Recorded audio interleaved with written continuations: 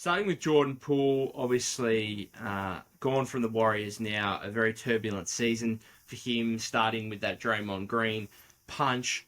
Seems to be a really nice relationship, I guess, between him and Kyle Kuzma so far in his brief time at Washington, with Kyle Kuzma obviously re-signing on a new deal in free agency.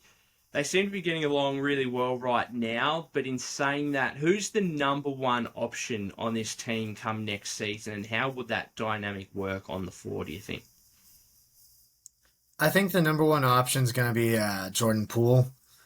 He's got the championship experience. He's had the most points per game, I believe. Well, I think Kuzma barely surpassed him, but he was also the second option compared to or third option rather, compared to like the bench player. So I Yeah. think Poole will be the number one option to come next season.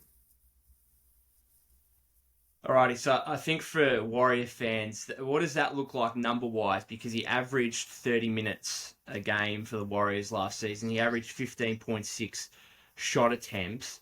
That completely deteriorated in the playoffs as his form went downhill. What do we see? Do you think, like box score wise, from Jordan Poole next season? What can Warrior fans expect him to put up at the Wizards? I think he'll see his minutes improve just a little bit because he's not going to be behind players like Steph Curry and Klay Thompson. Like the only guy he really has to worry about taking minutes away is Tyus Jones, and even then, like he's not really losing minutes to Tyus Jones. I think he'll end up taking at least five more shots per game. I expect north of 20 shots per game out of him. Do you think we saw Kuzma was on the brink of being an all star season just gone in 2022-23? Is there a chance here that Jordan Poole comes to Washington and he's an Eastern Conference all star straight away, or do you think that's pushing the limit a little bit? I think it's possible. I've done some work recently, like predicting his box score stats for the next season, and I think it's very possible that he puts up just this monstrous stat line. But there's only so much he can do there on a bad team because this team's not going to be one that picks up a ton of wins. So that could hold him back Yeah, from the All well, Star game, on even that. with stats. Yeah, absolutely. On that, from the Wizards as a whole, where do you think this team will actually sit wins wise next season with this roster they've put in place?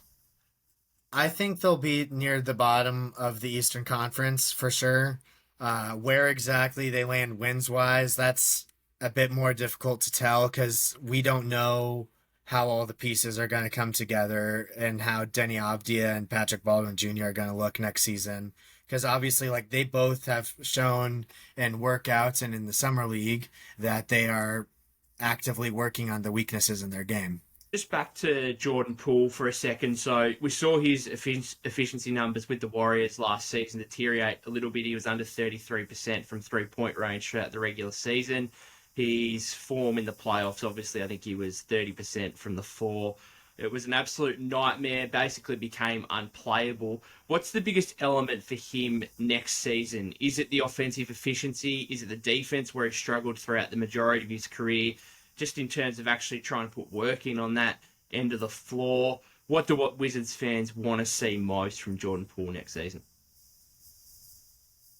Like the efficiency is the obvious answer here. Like I'd love to see the efficiency improve.